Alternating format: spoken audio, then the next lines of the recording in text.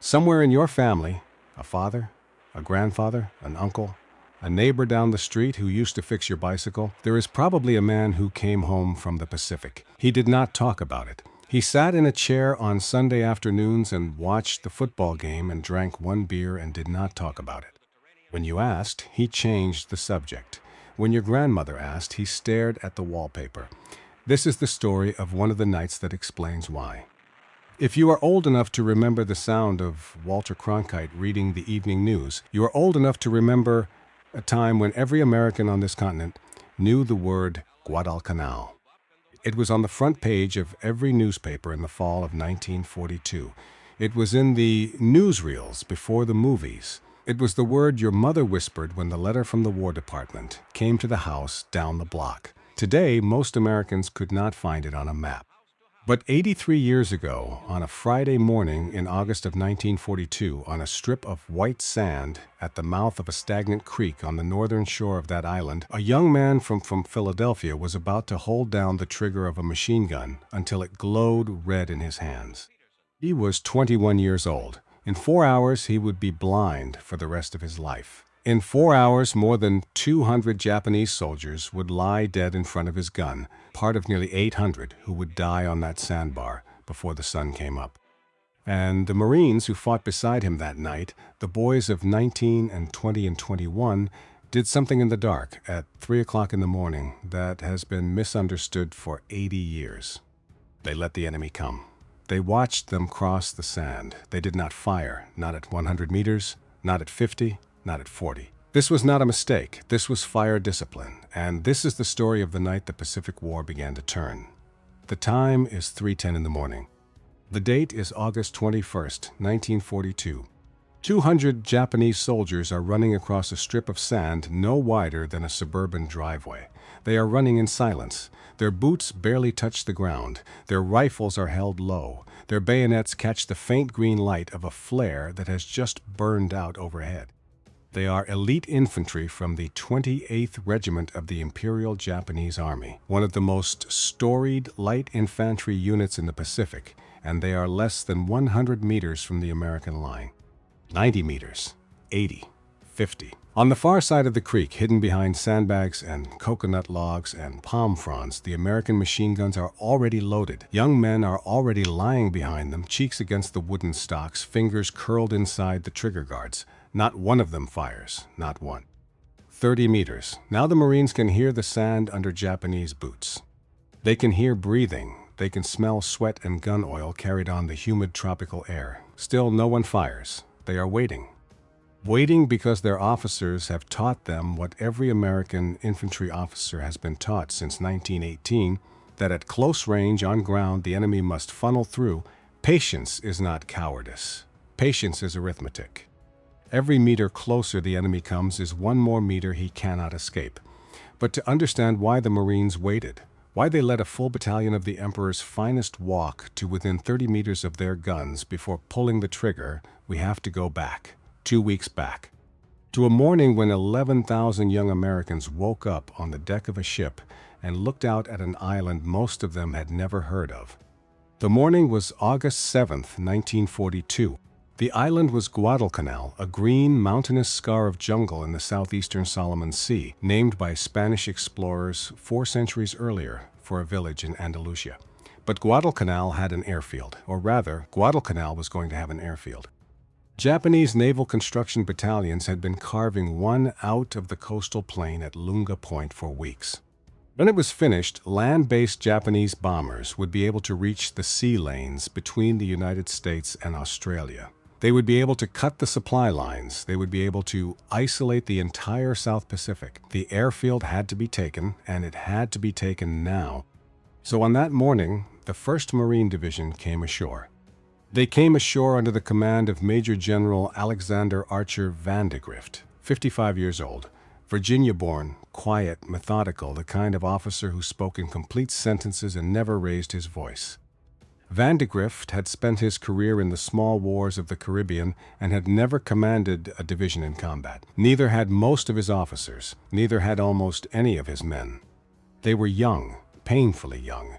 The average Marine in the 1st Division that morning was 19 years old.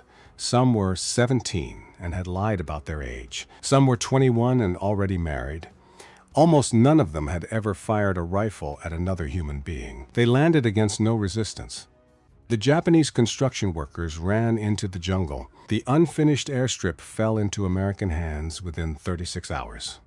The Marines renamed it Henderson Field after a pilot killed at Midway 2 months earlier. They dug a defensive perimeter around it, a rough oval 3 miles long, 2 miles deep, and settled in to wait. They did not wait long.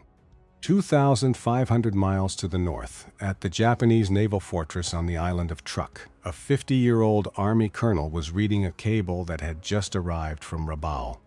His name was Kiyonao Ichiki. He had been born in Shizuoka Prefecture in 1892. He had graduated from the Imperial Japanese Army Academy in 1916, the 28th class.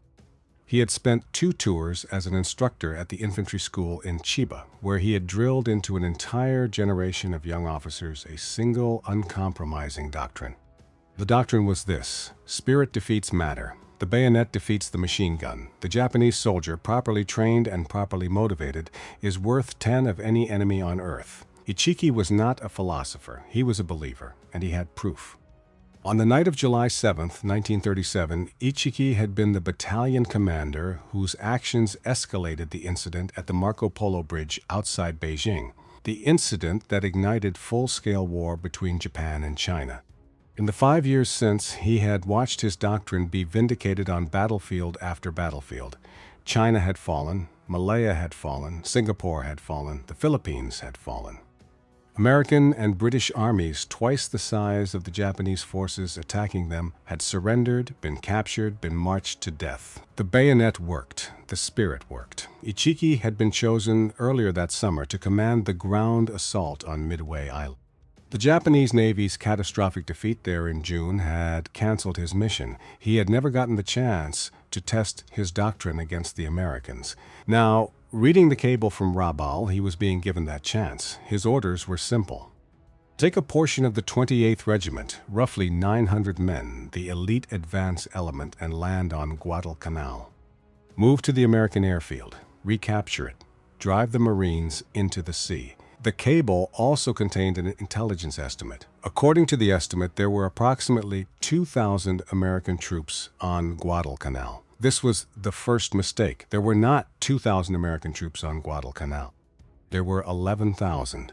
The intelligence estimate was based on a single reconnaissance flight over the Lunga perimeter on August 12th. The Japanese staff officer conducting the flight had looked down at empty beaches, empty roads, empty airstrip. He had seen almost no one. He had drawn the obvious conclusion. The conclusion was wrong. The Marines had not withdrawn. The Marines were in the jungle. The Marines were digging, camouflaging, sighting their machine guns, laying wire, ranging their mortars, and waiting.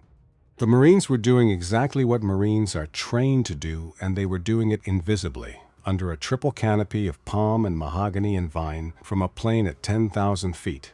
But the report went up the chain, and at Imperial General Headquarters, no one questioned it. The Battle of the Tanaru was already decided. It was decided before Ichiki set foot on the island. Before he left Truk, Ichiki was briefed by the staff of the 17th Army. He was told what to expect. He was told the enemy's strength. He was told the terrain. At the end of the briefing, according to accounts preserved in Japanese archives, Ichiki asked whether, after retaking the airfield on Guadalcanal, his detachment could also retake Tulagi, the smaller island across the Sound that had also fallen to the Marines on August 7th. The room went quiet. Tulagi was defended by a full American regiment. Retaking it would require an amphibious assault across 20 miles of open water against dug-in infantry, without air cover, without naval support, without reserves. Ichiki was asking whether he could do this with 900 men, after he had already retaken the airfield, with 900 men. The question tells us everything about the mind of Kiyonao Ichiki in August of 1942. He was not stupid. He was not inexperienced. He was in fact one of the most decorated infantry officers in the Imperial Army. But he was infected, and the disease had a name. The Japanese called it Shori Bio, victory fever. It was the mental sickness that had settled on the officer corps after Pearl Harbor, after Singapore, after Bataan. It was the belief that the Japanese soldier was, by nature and by training, superior to any Western enemy. It was the belief that boldness alone won battles. It was the belief that intelligence failures did not matter, that terrain did not matter, that numbers did not matter, because spirit conquered all. Ichiki had it, his officers had it. His men had it, and he was about to carry it, on 6 destroyers, into the guns of the 1st Marine Division. The destroyers left Truk on the night of August 16th. There were 6 of them. They carried 916 men of the 28th Regiment, the first element of the Ichiki Detachment. The remaining 1,200 men of the detachment would follow in slower transports, 2 days behind. Ichiki decided not to wait for them. On the night of August 18th, the destroyers reached Guadalcanal. They put in at Tai Vu Point, a coastal inlet roughly 20 miles east of Henderson Field. The men came ashore in silence. The destroyers turned and vanished into the darkness before dawn. 916 men now stood on a beach in enemy territory. Ichiki formed them up. He gave a brief speech. He reminded them of the honor of the regiment, the will of the emperor, the certainty of victory. He told them they would march that day and the next through the jungle, and on the 3rd night they would strike the American line at a place where the jungle met the sea, a place called, on Japanese maps, the mouth of the Ilu River. The Americans had mislabeled the river on their own maps. They were calling it the Tenaru. The name would stick. The battle would be remembered forever by a name that was wrong. The march began at dawn. 20 miles to the west, 3 young men were digging a hole. The hole was on the western bank of Alligator Creek, the tidal lagoon at the mouth of the misnamed river. The men were digging with entrenching tools, cursing quietly, sweating through their utility shirts in the damp equatorial heat. The oldest of them was Corporal Leroy Diamond. He was about 23 years old. He was Jewish, from Brooklyn. He was the gun commander. The gunner was Private First Class Johnny Rivers. He was 22. He was a Native American from rural Pennsylvania. His fellow Marines liked him. He talked quietly, laughed easily, and could strip a Browning machine gun blindfolded. The 3rd man was Private Al Schmid. Albert Andrew Schmid was 21 years old. He had been born in the Burholm neighborhood of Philadelphia on October 20th, 1920. His mother had died young. He had worked as an apprentice steel burner at the Dodge Steel Company. He had a girlfriend named Ruth Hartley. Everyone called her Babs, who worked the counter at Sears. On the morning of December 7, 1941, Al Schmid had been listening to the radio when the news came through from Pearl Harbor. The next day, December 8th, he had walked into a recruiting office and enlisted in the United States Marine Corps. He had told Babs he wanted to be done with the war and home in time to marry her. Now he was on Guadalcanal, digging a hole for a water-cooled Browning M1917 machine gun with a Jew from Brooklyn and a Native American from Pennsylvania, and he had never in his life fired a shot at another human being. The 3 of them had almost nothing in common. They had different faiths, different origins, different accents, different families, different futures. In 24 hours, one of them would be dead. One of them would be permanently blinded. One of them would be shot through the arm. But right now, on the afternoon of August 19, 1942, they were just 3 young men in a hole, arguing about who had the harder job, the gunner, the loader, or the man who had to carry the water cans. They finished the hole before sunset. They covered it with palm fronds. They laid the barrel of the Browning on its tripod, pointing east, across the creek, across the sand, into the darkness. They did not know that Colonel Kiyonao Ichiki, at that exact moment, was less than 15 miles away, walking toward them through the jungle. That night, the night of August 19th, something began to change along the eastern edge of the marine perimeter. Reconnaissance patrols reported movement in the tree line. A native scout came in and said he had seen strange men on the coastal trail. He could not say how many. He could not say how far. He could only say they were not Marines. Lieutenant Colonel Edwin Pollock, commander of the 2nd Battalion, 1st Marines, 42 years old, calm, professional, a career officer who did not startle easily, walked the length of his line and spoke quietly to his company commanders.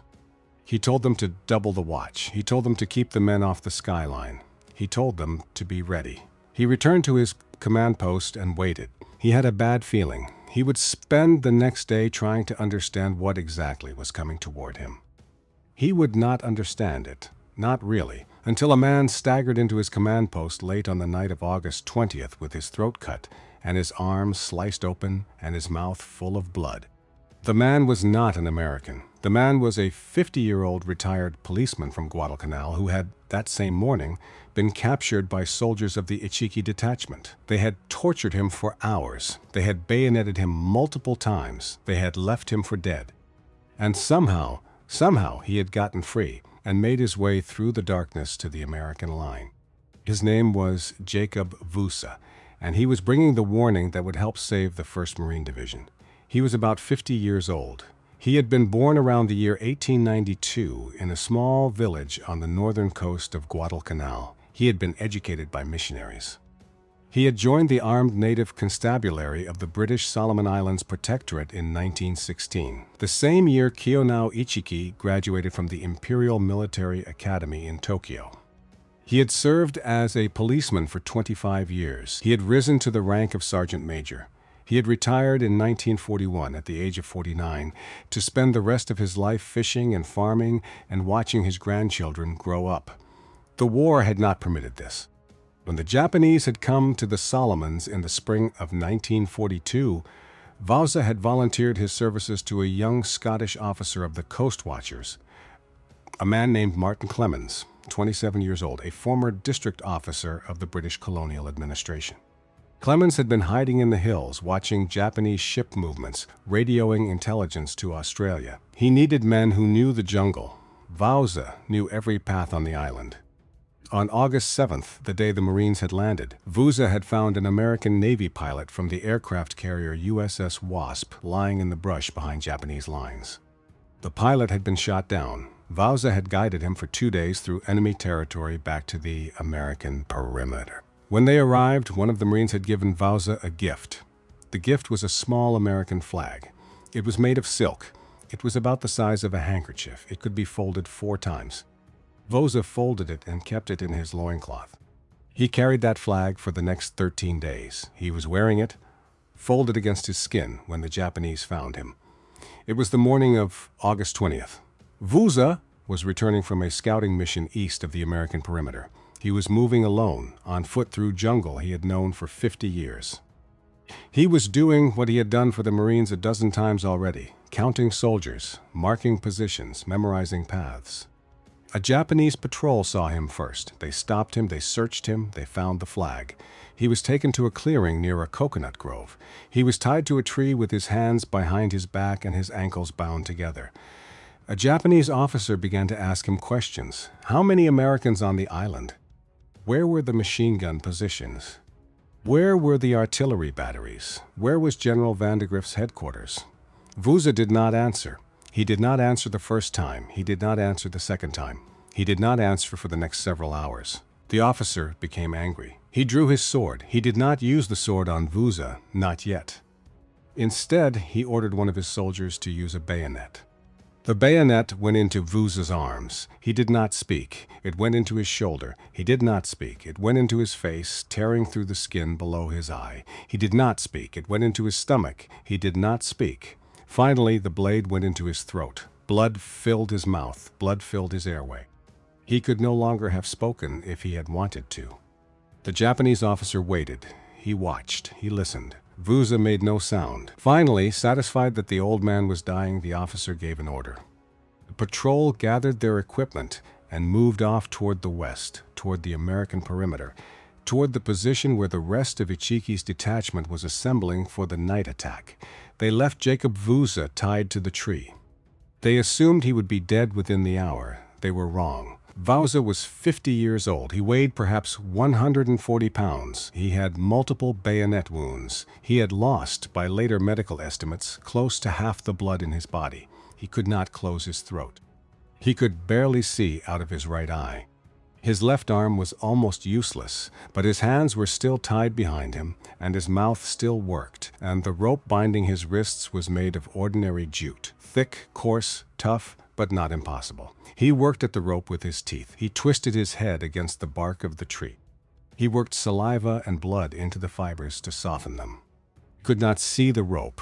He could only feel it. At some point, no one has ever recorded exactly when, the rope parted. His hands came free. He fell forward onto the jungle floor. He did not stand. He could not stand.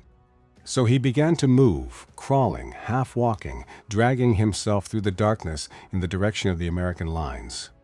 Somewhere in the late hours of the night of August 20th, he heard American voices. He tried to call out. He could not. His throat would not make a sound. He dragged himself into the open until Marines from the 2nd Battalion found him. They thought at first that he was already dead. Then his eyes moved. They tried to take him to the aid station. He refused. He gestured toward the front, toward the command post of Lieutenant Colonel Edwin Pollock. He shook his head at every attempt to redirect him. He mouthed words no one could understand. They carried him to Pollock. Martin Clemens was there when they brought Vuza in. He would later write that he could hardly bear to look at his old friend. Vuza's throat had a hole in it big enough to see the inside of. His face was a mask of dried blood. His arms hung wrong. His stomach was seeping. They laid him on the ground behind a jeep. Pollock knelt beside him. And Vuza, a man who had just endured hours of torture and dragged himself through jungle to reach this moment, did not ask for water. He did not ask for morphine. He did not ask for a doctor. He gave his report. He forced the words out through the wreckage of his voice box. In the pidgin English he had learned as a young policeman 40 years earlier. Japanese soldiers were coming. They were coming in strength. They were coming from the east. And the attack would come that night. Then he collapsed. They rushed him to the surgical tent. He would receive 16 pints of blood in the following 12 days. He would live. But that is another story. Because in that moment, when Vuza finished his report and lost consciousness, Lieutenant Colonel Pollock understood for the first time what was coming toward his line. Pollock did what an experienced infantry officer does when he knows an attack is imminent and he is already dug in on good ground with well-sighted weapons. He ordered his men to hold their fire. Do not shoot at the first sound. Do not shoot at the first movement. Wait. Let them come closer, close enough that the interlocking Brownings and the canister rounds from the 37mm guns would tear them apart. This was not a trick. This was not deception. This was fire discipline, the oldest and hardest lesson of the First World War, taught to every American infantry officer since 1918.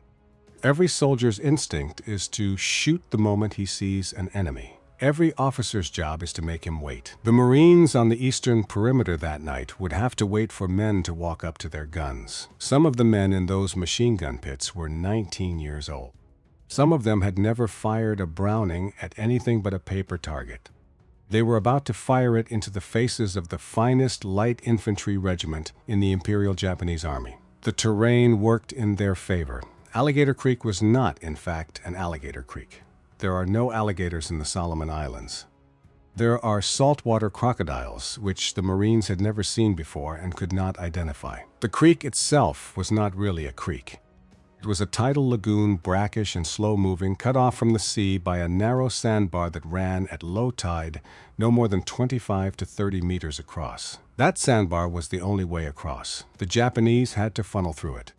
On the western bank, dug in behind sandbags and palm logs, the Marines had placed their heavy Browning M9917 water-cooled machine guns in a pattern the Army called interlocking fire. Each gun did not shoot straight forward. Each gun shot diagonally across the front of the position next to it, so that any enemy on the sandbar would be caught in the crossfire of two guns at once. One on his left, one on his right. Behind the machine guns stood the 37mm anti-tank guns of the regiment. These were small, wheeled cannons designed to punch holes in armored vehicles. But the Marines had loaded them with a special kind of ammunition, canister shot. A canister round is essentially a giant shotgun shell. When it leaves the barrel of a 37mm gun, it sprays roughly 120 steel balls in a widening cone.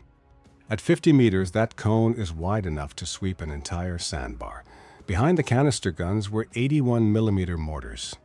Behind the mortars, dug in 2 miles to the west, were the 75mm howitzers of the 11th Marines.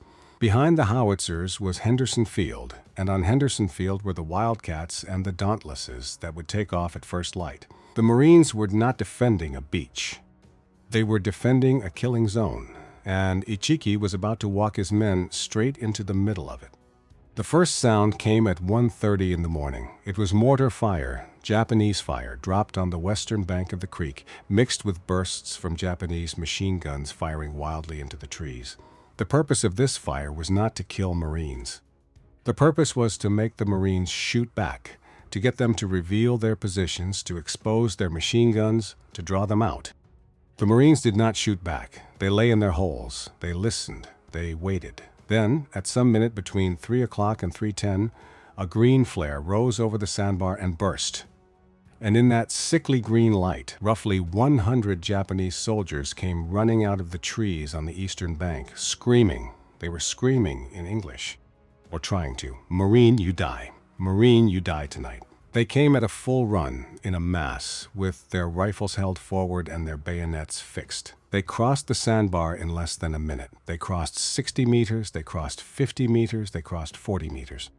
At 30 meters, the Marine line opened up. Every machine gun on the western bank fired at once. Every canister gun fired at once. Every rifleman with a clear shot fired at once. The sandbar disappeared. That is not a figure of speech. Marines who were there described it exactly that way. One moment there was a strip of white sand full of running men, and the next moment there was a low cloud of steam and dust and something dark churning in the middle of it. And when the dust settled, the running men were no longer running. They were piled, layered, one on top of another, 3 and 4 deep in some places where the canister shot had caught them. But not all of them fell. A small group, perhaps a dozen, perhaps 15, made it across. They came into the Marine line. They came into the first row of foxholes. And for the next 20 minutes, in a stretch of jungle no bigger than a suburban backyard, the Marines and the men who had made it across the creek fought each other with bayonets, with entrenching tools, with rifle butts, with fists. Some of the Marines in those foxholes were 19 years old. The defense almost failed in the first 15 minutes. Almost. By the time the last of the Japanese in the perimeter had been killed with an entrenching tool to the base of the skull, the second wave was already forming on the eastern bank. There would be more waves before the sun came up. In a machine gun position on the western bank, roughly 50 yards south of the sandbar, 3 young men were watching all of this through a slit in a wall of sandbags. Corporal Leroy Diamond, Private First Class Johnny Rivers, Private Al Schmid. Rivers was on the gun. He had been on the gun since midnight. He was crouched behind the Browning, his cheek against the wooden grip, his hands on the traversing wheels. Schmid, to his right, was on the ammunition, feeding 250 round belts of 30 caliber cartridges into the receiver, keeping the linked brass smooth so it would not jam. Diamond, above them both, was on his knees, watching the sandbar, watching the tracers, calling out targets. When the green flare went up, Rivers opened fire. His first burst went into the flank of the running Japanese column. Schmid could see the tracers arcing across the water and into the mass of men on the sandbar. He could see men falling. He could see men not falling. He could see men still coming. Rivers fired again and again. Then Rivers stopped firing. A single bullet, no one has ever known who fired it or from where, had come across the water and hit him in the head. He was dead before his hands left the grips. Schmid stared for a moment. Then he slid into Rivers's place behind the gun. He had never fired a Browning in combat. He had trained on it at Paris Island. He had practiced with it in the coconut groves the week before. He had never held down the trigger of a machine gun while men ran toward him screaming. He held it down now. The Browning fired at roughly 500 rounds a minute. In short bursts, 3 seconds, 4 seconds, Schmid poured belt after belt of ammunition across the sandbar and into the water beyond it. Diamond, above him, would slap him on the arm to redirect the fire. Left shoulder for a target to the left, right shoulder for a target to the right. Schmid would swing the barrel. Diamond would slap. Schmid would swing. They fired that way for more than an hour. At some point during the second wave, a Japanese bullet came through the sandbags at an angle and punched a hole in the water jacket of the Browning. The jacket was what kept the barrel cool. It was a metal sleeve full of water that surrounded the barrel and absorbed heat. When the water leaked out, warm at first, then boiling, onto Schmid's lap and thighs, the barrel began to glow. It glowed dull red. then bright red. Machine gun barrels, when they glow like that, are supposed to seize. The rifling wears away. The mechanism jams. The gun stops firing. The Browning did not stop firing. Schmid kept it under control by firing in shorter and shorter bursts, letting the barrel cool between them, praying it would hold together for one more minute, one more belt, one more wave. Diamond, above him, was hit in the arm. He did not leave the pit. He crouched lower, held his wounded arm against his chest with his good hand, and kept slapping Schmid's shoulders. Left, right, as the tracers came in through the palm fronds and the water sprayed and the barrel glowed. They fought like that for 4 hours. 2 men, 21 and 23 years old, 1 machine gun. Behind the Japanese line, in a rear position half a mile to the east, a captain named Yoshimi Sawada was trying to change his colonel's mind. Sawada was a staff officer. He had come forward in the middle of the second wave to see what was happening on the sandbar. What he had seen had shaken him. He had seen the second wave, perhaps 200 men, walk into the same guns that had destroyed the first and disappear in the same cloud of dust. He had gone looking for Major Nobuo Kuramoto, the battalion commander leading the assault, to plead for a change of tactics. He had found Kuramoto and told him what he had seen. He had told Kuramoto to stop the frontal attack, to find a place upstream, to cross the lagoon somewhere the Marines were not expecting. Kuramoto refused. Kuramoto said he needed to see the sandbar himself. Sawada begged him not to go. Kuramoto went. He walked forward with his adjutant out of the tree line onto the eastern edge of the sandbar in the pale gray light of a flare that had just gone up. The Marines had by now ranged every meter of that sandbar with a Browning.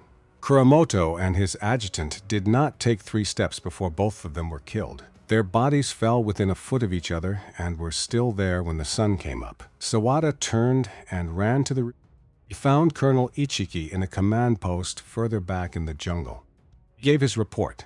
He said the frontal assault could not succeed. He said the men were being annihilated. Ichiki listened. He was calm. He asked one question. How many enemy machine guns? Sawada did not know. Ichiki looked at him. Then Ichiki gave his order. Continue the attack. Sometime near 4 o'clock in the morning, a Japanese soldier who had crawled forward alone reached a point about 15 meters from the machine gun pit where Al Schmid and Leroy Diamond were still firing. He was carrying a hand grenade. The Japanese Type 97 fragmentation grenade was small, smaller than an American baseball. To arm it, the user pulled a pin and struck the fuse against a hard surface. The fuse burned for 4 to 5 seconds. Then it detonated.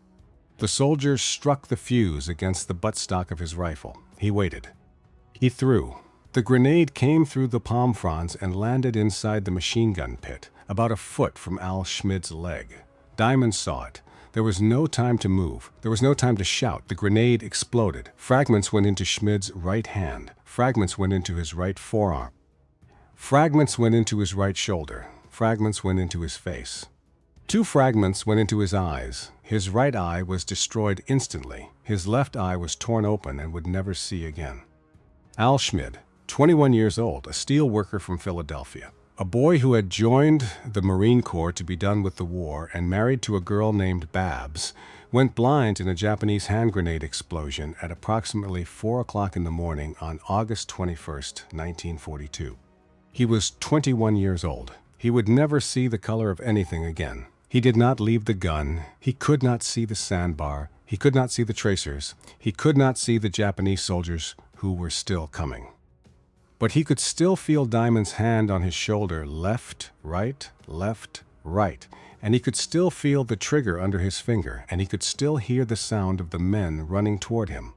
He kept firing. He kept firing for another hour. At 5 in the morning, Ichiki committed his last card. He ordered a company of his surviving men to leave the sandbar. He ordered them into the surf. He ordered them to wade out into the shallow water of the sea and to move west along the beach and to attack the marine line from the flank, where the sand met the ocean, where the machine guns could not reach. The men waded out. They did not know that the 75mm howitzers of the 11th Marines, 2 miles inland, had already been zeroed on the water. The howitzers opened fire when the flanking company was waist deep. A 75 mm shell exploding in shallow salt water sends a column of foam 30 feet into the air and hurls fragments of shrapnel outward at 3,000 feet per second. It kills every living thing within 20 meters of the impact point. The Marines who watched from the shore later said the sea itself turned pink. One of them wrote a description of that morning, of the tracers arcing across the water in the last minutes before dawn. He wrote that the tracers looked like sparks, pretty, almost delicate, dancing on their toes in the darkness. He called them sparkles. He called them sparkles gay with the mirth of hell. By 6 o'clock, the Japanese assault had broken. There were no more waves. There were only survivors, scattered, exhausted, running in 2s and 3s back into the coconut grove on the eastern bank, hoping to reach the jungle before the sun came up. The Marines let them run. They were tired. They had been fighting for 5 hours. They had watched their friends die in the pits beside them. Some of them had used up every belt of ammunition they had. They were content, in that first gray light, to let the last of the Japanese slip back into the trees and disappear. That was when the order came down from General Vandergrift. Vandergrift had spent the entire battle at his division command post, 3 miles to the west, listening on the field telephone as Pollock's battalion held its line. He had received reports throughout the night. He had approved the fire missions. He had held back the reserves. Now, in the early hours of full daylight, he made the coldest decision of the battle. He gave the order to seal off the retreat. He directed Colonel Clifton Cates, commander of the 1st Marines, 48 years old, a veteran of Below Wood in 1918, to move the 1st Battalion of the 1st Marines around the southern edge of the enemy position, cross the creek upstream, and swing east along the coast. He wanted Cates in behind the survivors before they could reach the jungle. He was not defending the perimeter anymore. He was closing a trap. The men of the Ichiki Detachment, the ones who had survived the frontal assaults, the ones who had watched their officers die on the sandbar, the ones who had turned and run for the tree line at first light, were about to discover that there was no tree line to run to. The Marines were already there. The killing had not ended. It was about to enter its final phase. The sun came up over Guadalcanal at 6:28 on the morning of August 21st, 1942. It came up slowly in the way the sun comes up in the tropics, a red disk pushing through the humidity, throwing long yellow light across the coconut grove on the eastern bank of Alligator Creek, illuminating what the Marines had done in the darkness. They were not ready to see it. The sandbar was no longer white. It was black in some places, red in others, and in the center it was covered, completely covered, by the bodies of men. The bodies were piled 2 deep, 3 deep in places. Some of them were still moving, most of them were not. The tide, which had come in during the night, had lifted the ones nearest the water and floated them a few meters into the lagoon, where they now drifted slowly with the current face down, their uniforms dark with seawater. The Marines on the western bank stood up in their foxholes and looked. Some of them did not speak for the rest of the day. One young Marine from a machine gun position further south would write years later that he had believed for the rest of his life that the smell of that morning was the true smell of war. Not gunpowder, not smoke. The smell of what happens when several hundred men die in a small space in tropical heat over the course of a single night. That smell would still be in that coconut grove 3 days later when the burial details finished their work. But the killing was not finished, not yet. At 7 o'clock, 4 American light tanks began to move. They were M3 Stuarts, small, fast, thinly armored vehicles, each carrying a 37mm gun and 2 machine guns. They had been held in reserve during the night on the western side of the creek, waiting for daylight. Now they crossed the sandbar in single file. They picked their way through the bodies with a strange, careful slowness, the way a man walks through a graveyard at dusk. They did not fire on the sandbar. There was nothing left to fire at on the sandbar. They fired when they reached the eastern bank and rolled into the coconut grove where the survivors of the Ichiki detachment had gone to ground. The coconut grove was about a mile deep. It was full of Japanese soldiers who had reached the tree line during the night and were now hiding behind palm trunks in shallow depressions under fallen fronds. Most of them were wounded. Some were out of ammunition. Some were unconscious. A few were still trying to organize a resistance. The tanks went in among them. They fired their machine guns into the fronds. They fired their 37mm guns into anything that looked like a bunker. And when they came upon a man on the ground, wounded or dying or already dead, they did not stop. They did not go around. They rolled forward at 3 or 4 miles an hour, and the treads pressed the man into the sand. One officer who walked the ground behind the tanks that morning later described it as looking like a meat grinder had passed over the sand. That was the phrase he used, a meat grinder. There is no record of what the young Marines said to each other on the walk back to their positions that morning. There is no record because for most of them, they never spoke about it again, not to their wives, not to their children, not to anyone. Around 8 in the morning, along the edge of the coconut grove, the Marines began to learn something they would carry with them for the rest of the war. They approached wounded Japanese soldiers to give them water, to bandage their wounds, to take them prisoner. It was what young men trained in field medicine did. It was what Americans did. Some of the wounded men were still holding grenades. Some of them were still holding pistols. Some of them had waited, motionless, for a Marine to lean close. A Navy corpsman, unarmed, kneeling to help a man on the ground, died with him when the grenade went off between them. Another Marine was killed when he rolled a body over with his boot, and the officer beneath him raised a pistol and fired. At the end of the morning, a new understanding had spread down the line, not as an order, not as policy, but as the kind of knowledge that Marines pass to Marines when the price of not knowing is death. Do not approach a wounded Japanese soldier. Do not accept a surrender without first making sure he is unarmed. Assume every body on the ground is still dangerous. It was not written down. It was never entered into the official history of the campaign. But every Marine who fought at Guadalcanal knew it. And every Marine who fought at Tarawa and Saipan and Iwo Jima and Okinawa learned some version of it too. The lesson of the coconut grove at Alligator Creek was learned in blood on the morning of August 21st, 1942, and it hardened over the years that followed into the way American forces fought the rest of the Pacific War. By 11 o'clock, the shooting in the coconut grove had mostly stopped. The Marines began to walk through the trees, counting the dead. The count would take 3 days. The number they finally arrived at, the number that was cabled back to Pearl Harbor and to Washington and eventually printed in newspapers across America, was between 774 and 800 Japanese soldiers killed in the space of a single night. 15 more had been taken prisoner. Most of those 15 were unconscious when they were captured, which was why they had not managed to kill themselves. Of Colonel Ichiki's original 916 men, only about 128 had escaped. They fled east, back along the coastal trail, back toward Taivu Point, where the 6 destroyers had put them ashore 3 nights before. When they reached the beach, they radioed Rabaul. Their message, in the words that reached the headquarters of the 17th Army, was that the Ichiki detachment had been almost annihilated at a point short of the airfield.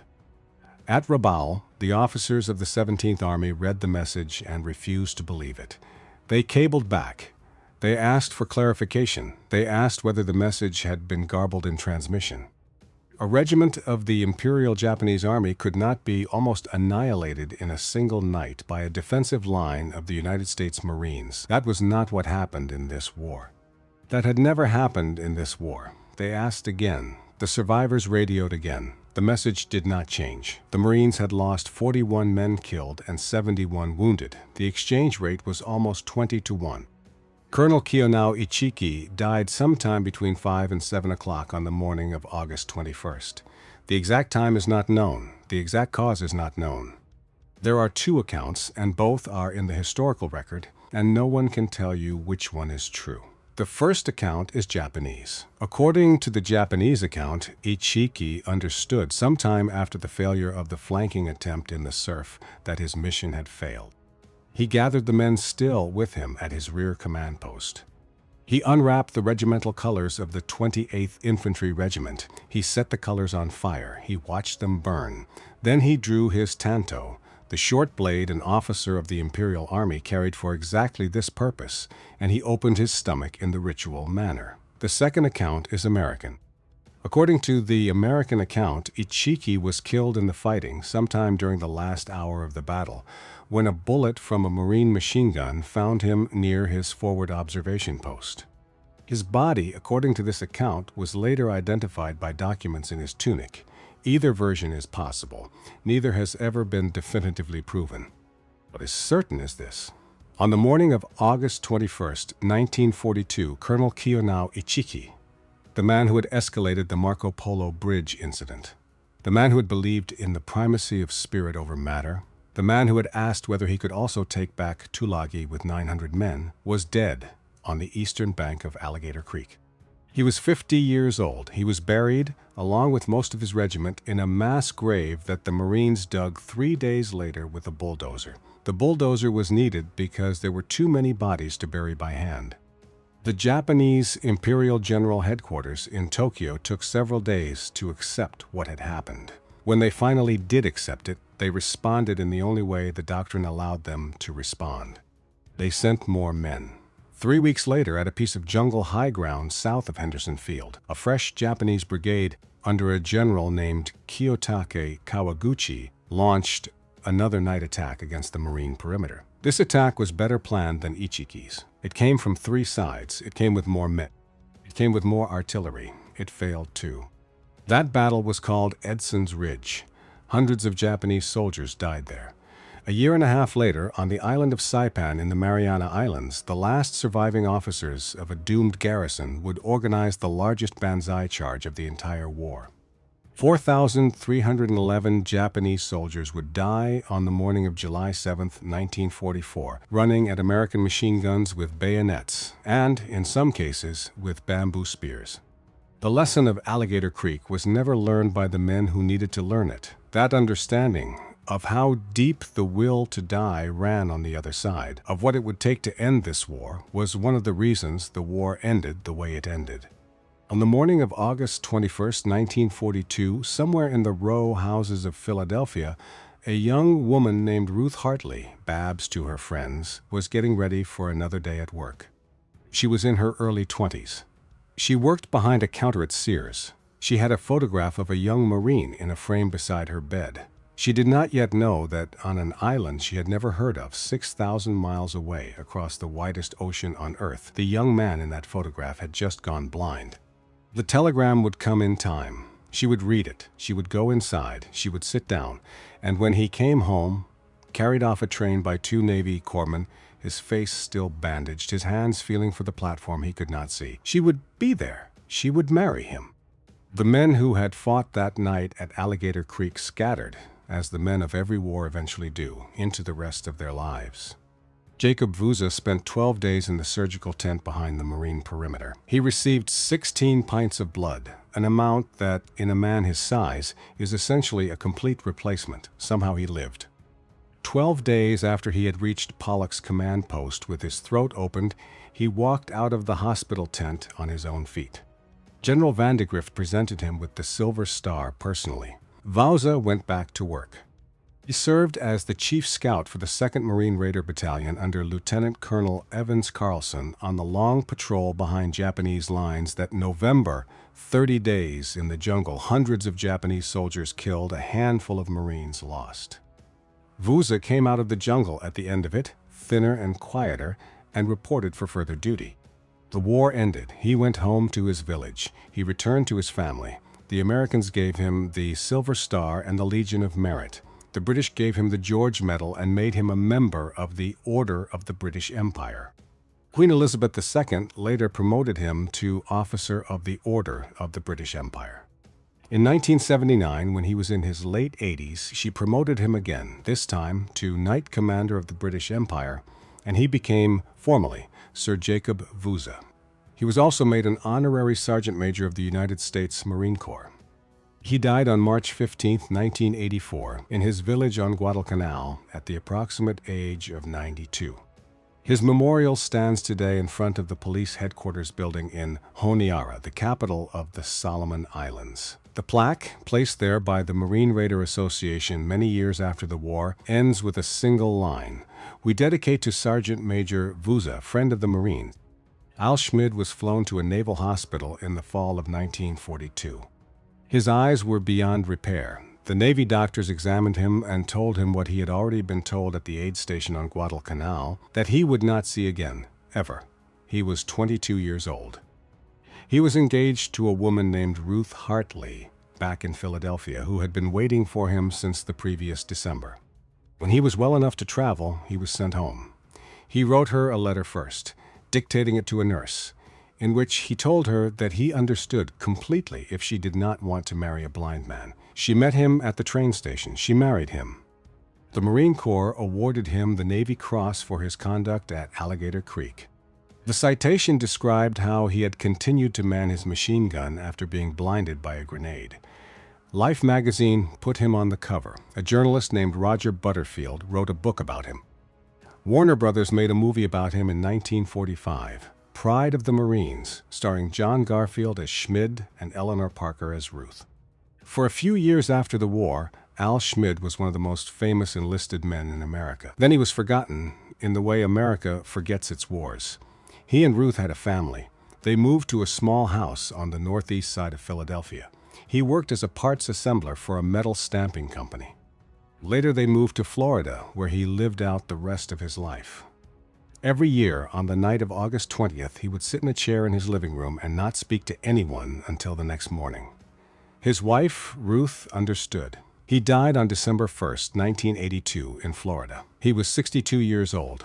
Corporal Leroy Diamond survived the war. He returned to Brooklyn. He lived a long, quiet, mostly private life. He did not seek out publicity. He did not give many interviews. He was one of the men who had been there in the dark at the machine gun, and he chose to carry it quietly. Private First Class Johnny Rivers is buried in a military cemetery. His grave is quiet. His name does not appear in most books about the Battle of the Tenarue. There is no film about him. There is no monument. He was 22 years old when a Japanese bullet came across the water and killed him before he could take his hands off the grips of the Browning. One of the Marines who had been in a nearby position wrote, decades later, about that night. He wrote about Schmid, who had lived and gone home to Mary Babs and been played by John Garfield in the movies. And then he wrote about Rivers. He wrote a single sentence, and it has stayed in the historical record ever since. America wanted a hero fast, a live one. The Indian was dead.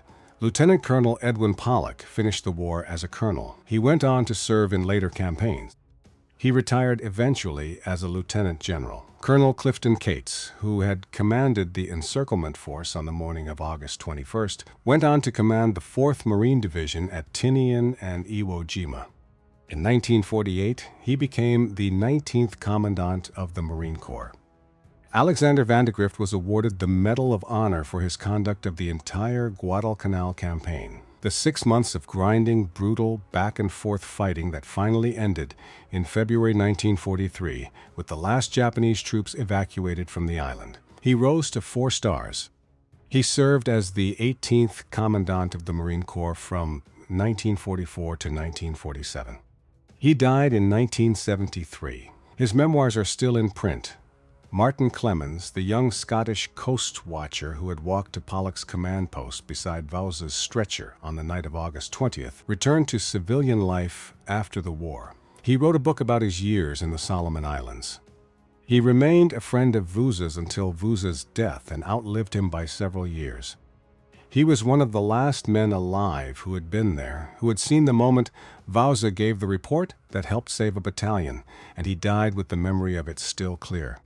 The battle that took place on the sandbar at the mouth of Alligator Creek in the pre-dawn hours of August 21, 1942, was at the time a small event. Guadalcanal itself would go on for another 5 months. Tens of thousands of men would eventually be listed as dead, wounded, or missing on both sides before the island was declared secure in February of 1943. The Marines who survived that morning at the creek would be pushed back into the line again and again, and many of them would die in later engagements, at Bloody Ridge, at the Matanakaw, at the airfield perimeter, during the Great Japanese Offensive of October. But the Battle of the Tenaru, the wrong name for a battle at the wrong creek, was the first one. It was the first time in the 8 months since Pearl Harbor that an American ground force had faced a Japanese ground force in a set engagement and won a clear victory. Not delayed the Japanese. Not slowed the Japanese. Not held the Japanese. Won. Killed 20 of them for every one American lost. The myth of the Japanese Superman, the invincible warrior, the natural night fighter, the soldier who did not know how to be defeated, died on that sandbar.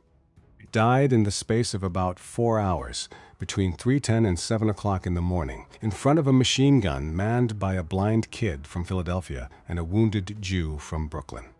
The Japanese Imperial General Headquarters spent the rest of the war refusing to admit this. The American Marine Corps spent the rest of the war acting on it. Kiyonao Ichiki died for his emperor. Jacob Vuza lived because he refused to speak. Johnny Rivers died first and was forgotten and lies in a quiet cemetery no one visits. Al Schmid lived and married the girl he had gone to war to come home to and spent 40 years sitting alone in a chair every August in the dark. And the young Marines who had held their fire on the western bank of that creek, the boys of 19 and 20 and 21, who had let the enemy walk to within 30 meters of their machine guns before pulling the trigger, did not do it because they were confident. They did not do it because they were fearless. They did not do it because they had a trick. They did it because their officers had taught them what patience cost and what it bought, that at that range, on that sandbar, with those guns in the dark, waiting was the only way the line would hold. Waiting was the only way they would live to see the sun come up. Waiting was the only way to win. The United States Marines let the Japanese get too close on the night of August 20th, 1942, because at that distance, and only at that distance, the killing would be certain. They were right. Nearly 800 men died in front of them before dawn. And a war that had been going badly for 8 months on every front, from Pearl Harbor to Wake Island to the Philippines to the beaches of Java, began on the sandbar at Alligator Creek. Slowly, quietly, in the pre-dawn dark of a Friday morning in the South Pacific, to turn. If you are watching this today in a country that has forgotten most of its wars, remember one thing. Nearly 800 men died in front of a machine gun line on a sandbar in the South Pacific on a Friday morning in August of 1942, and thousands more would die on the islands that came after, before a war that began at Pearl Harbor could end 3 years later on the deck of a battleship in Tokyo Bay. The blind Marine from Philadelphia lived until 1982. The old policeman from Guadalcanal lived until 1984. And somewhere in America tonight, in an attic or a hall closet or the bottom drawer of a bedroom dresser, there is probably a folded flag or a service ribbon in a small box or a photograph of a young man in a Marine uniform who did not come home. That flag, that ribbon, that photograph, this is what they cost.